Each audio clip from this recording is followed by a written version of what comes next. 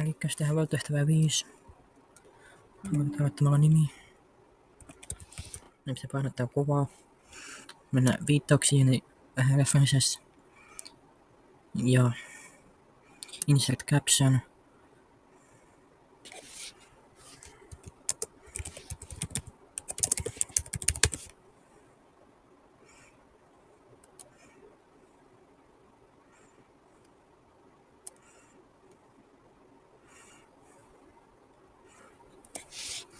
Elikkä nyt mennään tekemään toi kuvaluottelo. Meillä on kaikissa nämä tekstit. Mennään sitten tänne ihan alas.